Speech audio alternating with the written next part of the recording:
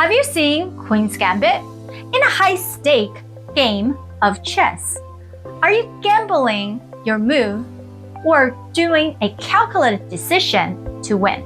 Today, we will be presenting a strategy that will turn your conference experience from a series of random encounters to a calculated campaign for business growth. Welcome to Provider's Edge, the podcast that helps healthcare entrepreneurs and innovators break down barriers and control their business, life, and future with valuable action steps. With me, your host, Sabrina Runbeck, a recovered clinician and a business deal catalyst. Let's rewrite the rules and create a positive social impact while increasing your profitability. Conferences are always really fun for us in healthcare. Often we go to medical conferences, industry conferences, innovation conferences.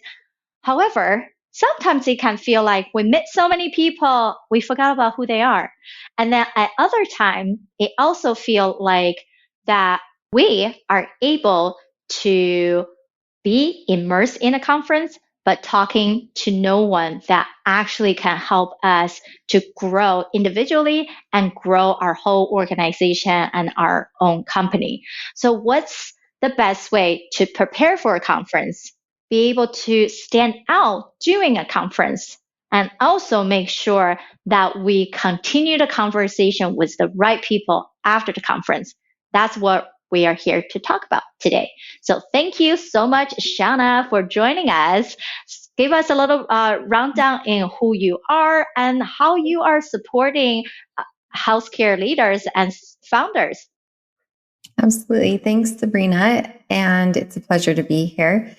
My role within the company Pulse Point Path is the intuitive navigator to basically help bring the team into alignment and harmonization with one another to make sure that our team continues moving forward and having momentum, and to just smooth out that path as we're growing and building things together. And so I'm happy to be here, share my insights on making meaningful and purposeful connection and knowing who the right people are to re-engage with. Yeah, in any type of engagement, we always know that it's about relationship at the end of the day. Is who do you speak to? And are these people that you're speaking to are the right people in your sphere that you should be bringing on? And so what we also talk about is that empowered ecosystem. And at some time, because there are so many people out there that we can meet online, there meet in person. When we do make the meaningful connection, we also don't want to lose them. So let's talk about conference, because a lot of people do go to these conferences and sometimes you pay thousands of dollars to even attend. And we need to make sure you get the most out of each event. So I would say, let's break it down into 3 phases. The pre-conference preparation, how to stand out during conference, and how to not lost to follow up. So let's begin into the pre-conference preparation phase. Now, even for us, we attend many conferences as media press or as consultants to help different startups, companies with great solutions or even represent for them as well. Now, Shawna and I have a strategy to really figure things out instead of, oh my goodness, there are thousands of people registered.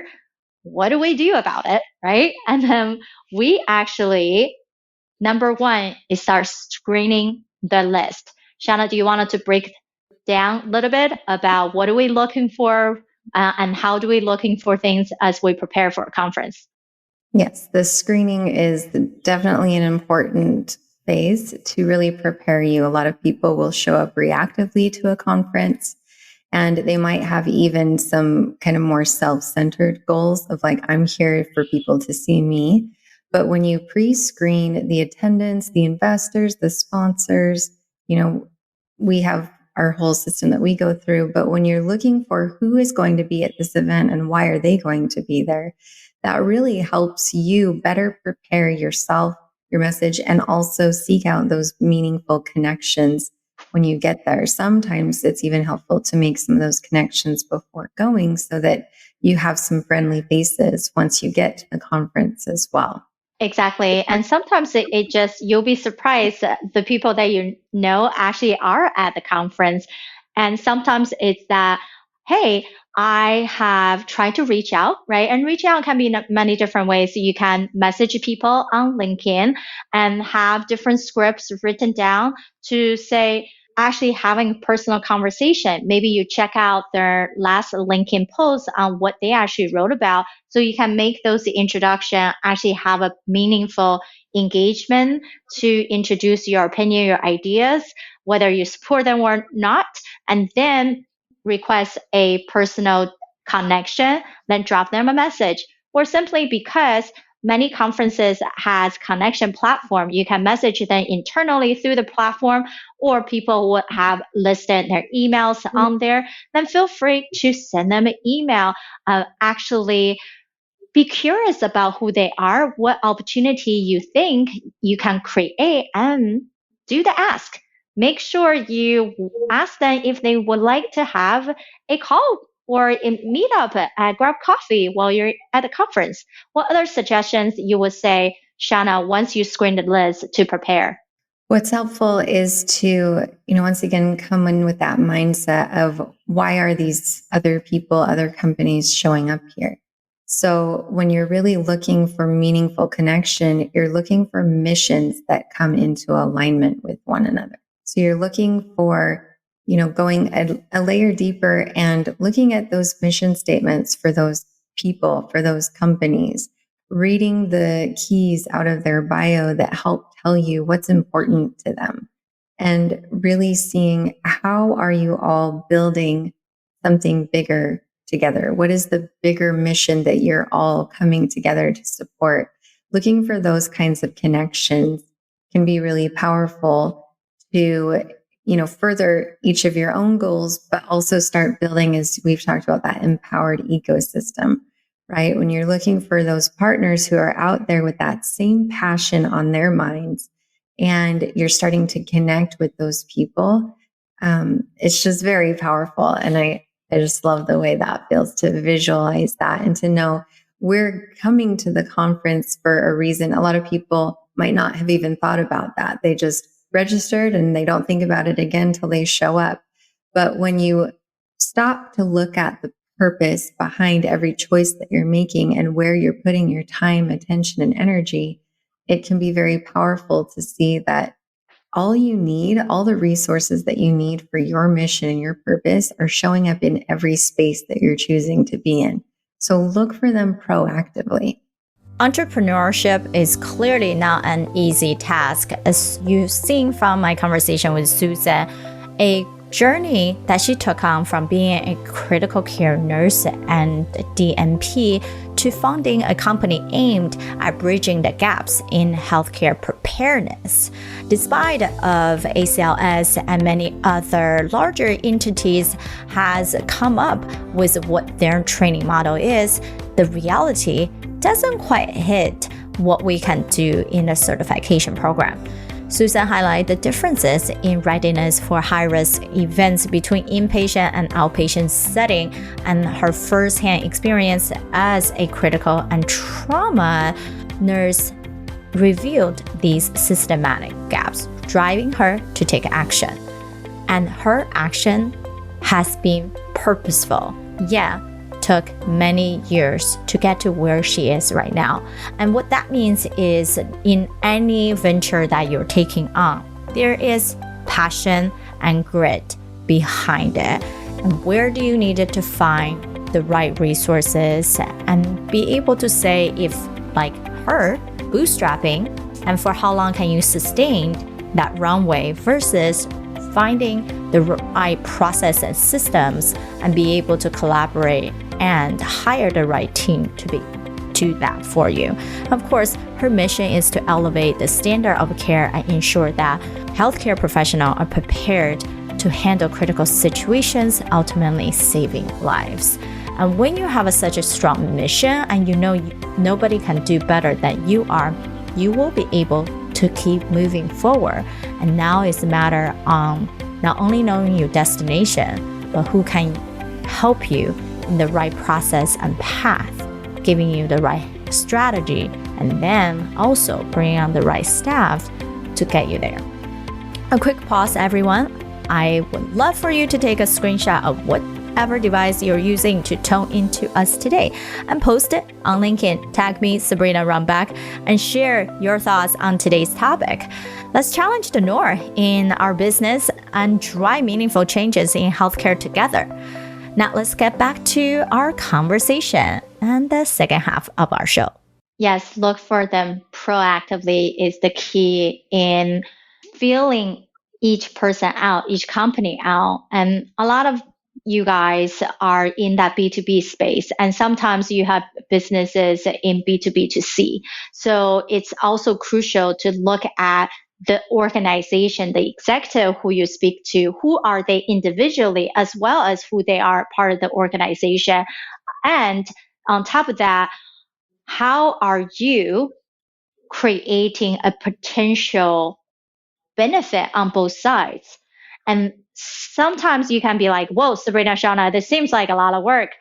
Now, it can be.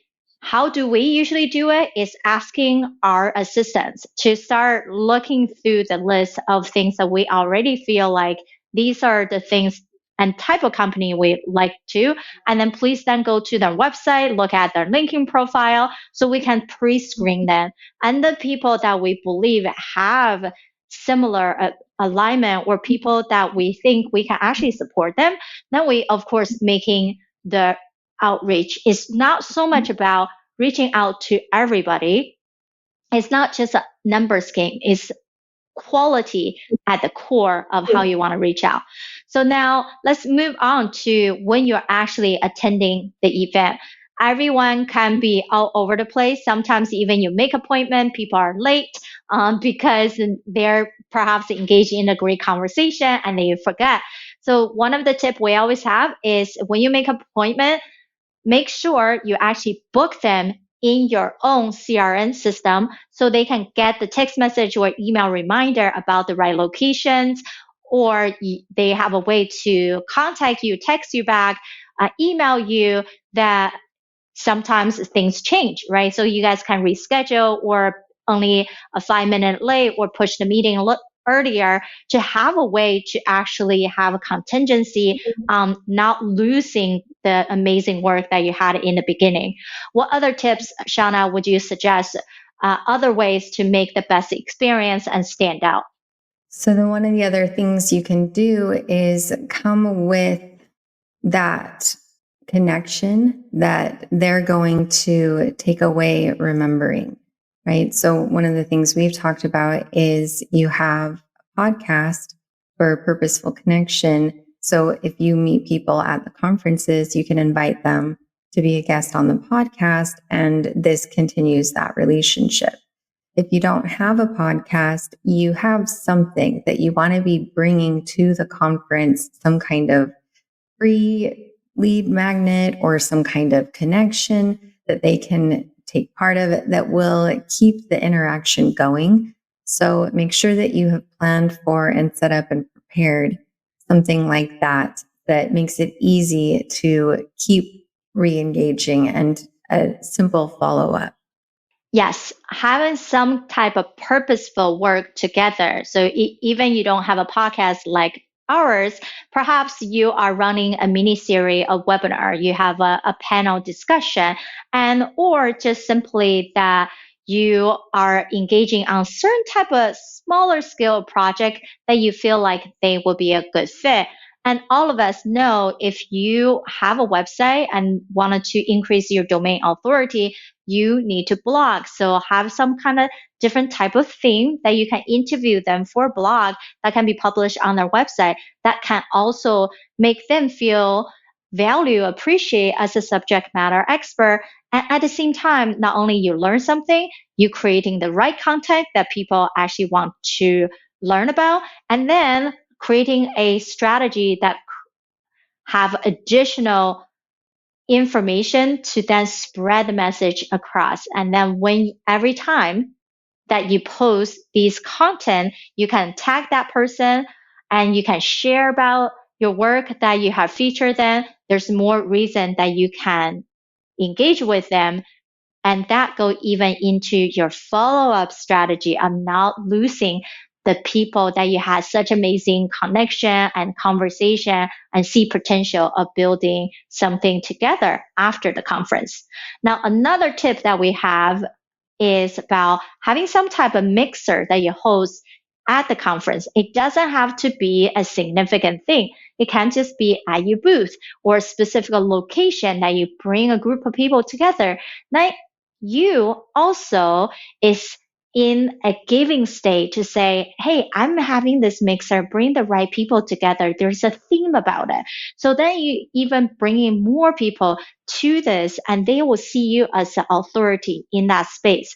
So Shawna, do you want to elaborate on that idea as well? Yeah, I think that's a fantastic idea to have. Obviously, if people are gathering at a conference, then these are people who know the power of bursting and getting around other people and making those personal connections.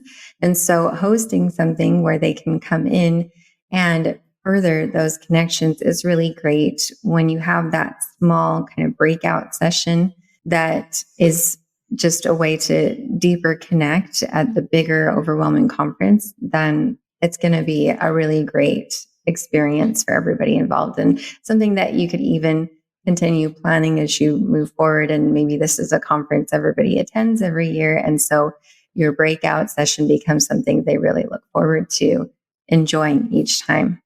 Exactly. It doesn't have to be a major thing that you have to get approval from even the organizer, because you're taking your own time, effort, and thought to put some of the right people together. And this breakout session, whether you do it at your own booth, it could be as simple as having some coffee and tea just to get people together for a breakfast session. And then, or at the end of the day, most people will go to multiple different happy hour events. And if you think about the big JP Morgan conferences, the Vive and Health, which we usually go to, then people actually share those lists to everyone to say what's going on, who are we meeting, in what theme, right? And then they'll give people even more additional reason to attend your event. And if you don't want it to be drowned out by all the happy hour event, and doing something that is more so in breakfast, coffee time, or a lunchtime, and then even give people more of a different mindset to say, oh, there's the early thing, then you're not drowned by all these other competitive events that people get distracted at. Now, when we're thinking about continue on the conversation into follow up, we did mention if you have these additional events or podcast, blog, webinar, whatnot, that actually does really easy for you, or perhaps you have a virtual meetup every month. Now you start inviting them too. There are more reasons for you to be able to follow up and do that with them. What other suggestions, Shawna, you have as we wrap up today's session? So the most important note that I would say is that we can get very caught up in always looking for new connections. And so this follow-up phase is actually very important. Follow-up is one of the best returns on our investment of time and energy because it's so simple and it's so impactful. You've already made that connection and you just need to foster it. And so one of the things that's helpful is to make some notes about the people that you've met. So when you go to follow up, you have something to reference.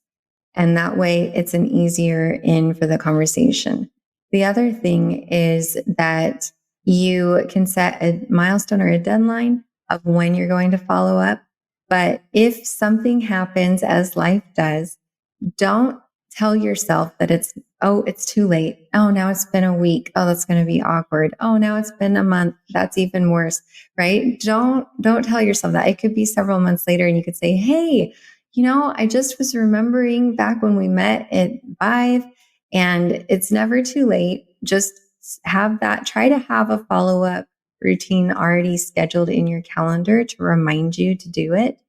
Have those notes that you can easily go back and reference. But if none of that happens, because life does, then just give yourself that grace and go into it with a little bit of humor and still make those connections. Just do it. We all know theory can only go so far. And strategy and planning can all be destroyed depending on who's behind the implementation process. And therefore, just like Susan, she tackled one of the biggest challenges in healthcare education, bridging the gap between theory and practices. Traditional training method often fell short in preparing professionals for real-world emergencies, and Susan emphasized the irreplicable value of hands-on practice where repeated, realistically simulations build confidence and competency. And that in itself, if we're just looking at a business model-wise, is also one of her major challenges. How do you scale a company that she has to personally lead all the in-person hands-on practices?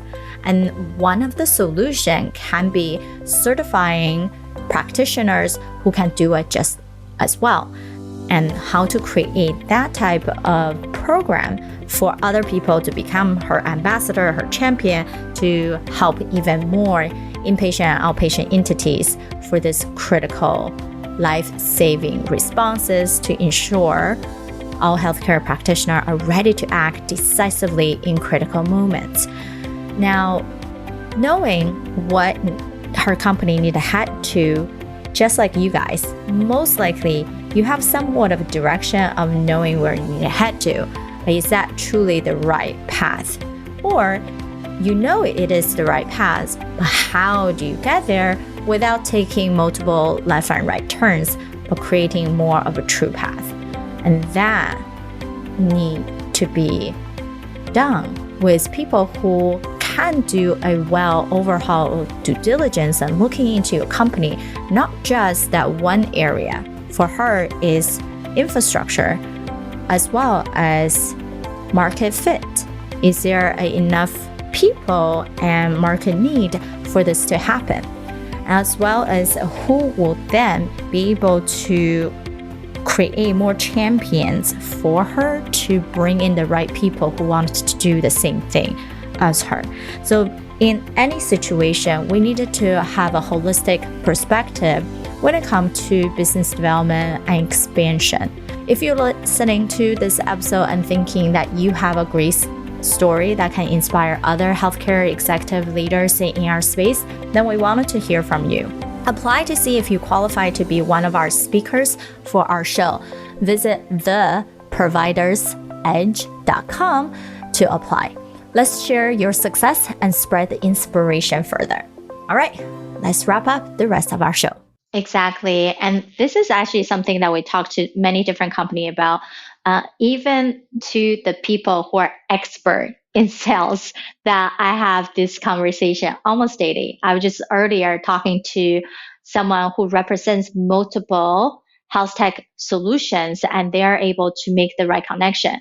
But just the same thing, they will have these amazing conversation, and then it's what's next? Because people get so excited in the moment that they start forgetting, oh, I need to send you that deck. Oh, I needed to give you this resource.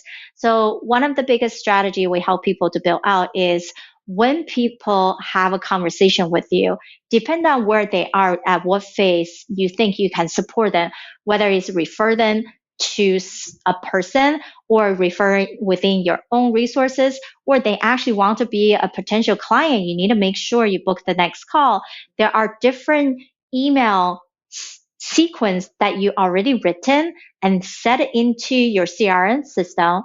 Once you're able to log those persons' contact information in there, it will start automatically trigger these messages. So make sure you do spend some time to get those messages and emails set up.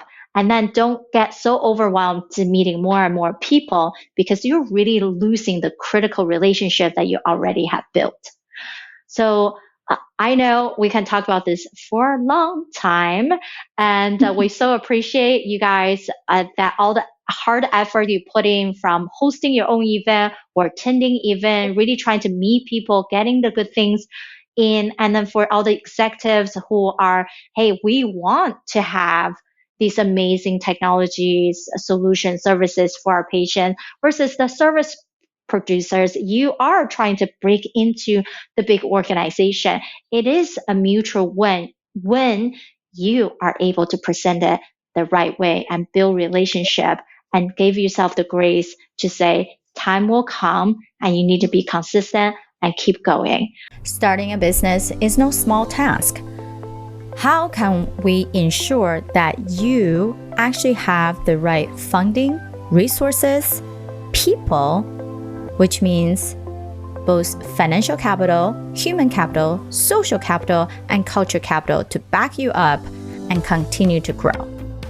That is a challenge every day leaders are facing, especially founders and owners of a company.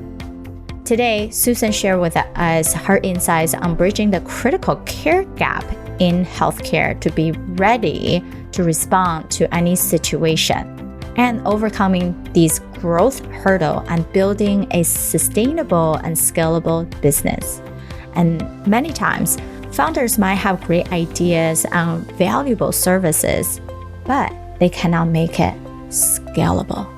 And when we are limited by people and effort and time, then a business model can be less appealing to investors or collaboration partners.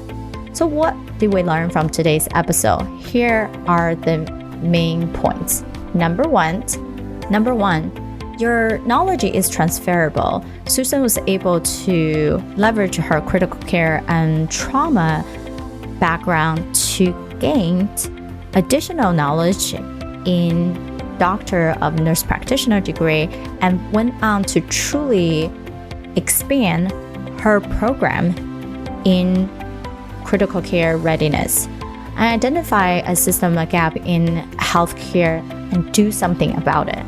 Her way is bootstrapping. Number two, the importance of having hands-on practice and training with realistic simulation in building competency and competence among healthcare practitioners. The way that everyone learns is different, some by audio, visual, and some by immersive experience. And we all know once you actually have an immersive experience, your memory and practicality and confidence is much higher by study. And that's what Susan truly believed to create her company. And number three, how could you create a scalable health tech company when you are labor dependent? Strategies for managing growth while maintaining the quality of her training program, where we strategize on different methods of train-the-trainer model, online practice, her application on phones and online platforms. There are many different ways to tackle a project for expansion, but we also needed to decide what is the best first and second step without feeling like building every single type of method for everyone and tend to be drowning ourselves into too many different tasks and not able to truly push forward in the business development sector. Number four, overcoming the growth hurdle and tackling challenges such as competition. Some of the largest company and organizations out there, how do you start as someone who has the right resources, and how do you allocate your resources and your own champions and maintaining that strong market presence to convey your value? Number five, leveraging the power of relationship in healthcare entrepreneurship.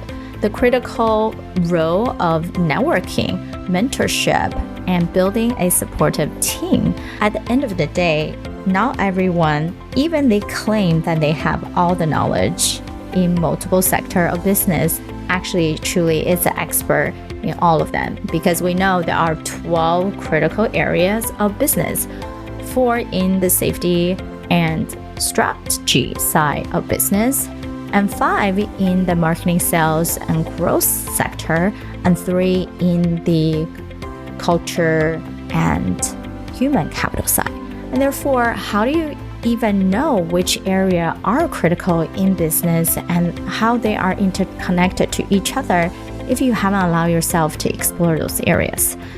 And that brings us to the next point, is about building the right support in order to scale. Because every day, people can create beautiful plans for next 2 weeks, next month, your quarterly, your yearly, your 3-year, your 5-year, your 10-year goals. You can sit there and plan every day with the best people that can plan and strategize for you. And who are the actual people that can implement these plans and not delay your progress? If you're saying this project gonna take 2 weeks, it's not pushing into 3-4 weeks. We discuss the tips on expanding business, integrating technology, leveraging AI, and leveraging the right people to do the hiring process and optimize the team to connect all the facets together. Last but not least, importance of a strong why in healthcare innovation, because things are tough. Sometimes you are able to gain crowdfunding, VC funding, but your runway is only a few months. How do you keep motivating both yourself and your staff by pushing over the hurdle and doesn't feel like you're constantly just raising funds or hustling to get the next client, and able to overcome these obstacles to continue moving forward? Now we invite you to share your experience and insight with us of your own leadership and entrepreneurial journey. Post on LinkedIn and tag me, Sabrina Runbeck. Let us engage in a dialogue that can steer our collective success toward a more prosperous and efficient future for all.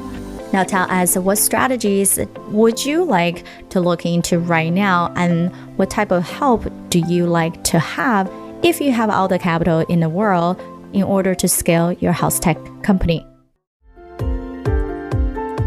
Thank you for tuning in to Provider's Edge podcast. We hope you enjoy our latest episode and found the insights and tips helpful.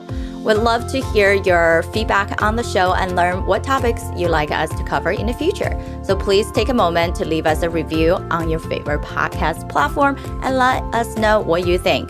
Your feedback is essential to help us improve the show and provide you with the content you need to take your healthcare business to the next level. Thank you for your support, and we look forward to hearing from you soon.